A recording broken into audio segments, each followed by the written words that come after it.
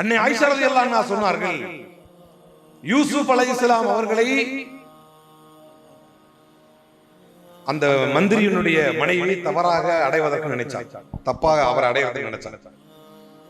அப்ப அந்த ஊர் மக்கள் என்ன பேசிக்கிட்டாங்கன்னு சொன்னா, ஐயோ யூசுஃபுடைய இது அந்த மந்திரியுடைய ஆசருடைய மனைவி யூசுப் என்கின்ற அந்த இளைஞனை தவறான முறையில் அடைய பார்த்தா, தவறான ஒரு உறவு வைக்க பார்த்தா அப்படின்னு ஊரெல்லாம் பேசிக்கிட்டு பெரிய அவமானமா போச்சு. இதை கேள்விப்பட்ட அந்த பெண் என்ன செஞ்சாங்கன்னா, நான் எதனால டெம்ட் ஆன நீங்க தெரிஞ்சுக்கணும்ல, அப்படி ஒரு தவறான ஒரு யோசனை என்னன்னா, அவர் எப்படிப்பட்ட அழகன் நீங்க தெரிஞ்சுக்கங்க அப்படின்னு சொல்லி அல்லாஹ் திருமறையிலே சொல்லி காட்டுகிறான். அவங்க கையில எல்லாம் ஒரு பழத்தை கொடுத்து ஒரு கத்தியை கொடுத்து யூசுப் அலைஹிஸ்ஸலாம் அவர்களை கதவை திறந்து, அவங்க கரெக்டா அந்த பழத்தை அறுக்கிற நேரத்துக்கு அந்த கதவை திறந்து யூசுப் அலைஹிஸ்ஸலாம் அவர்களை உள்ளே அனுமதித்தார், வாங்க உள்ள.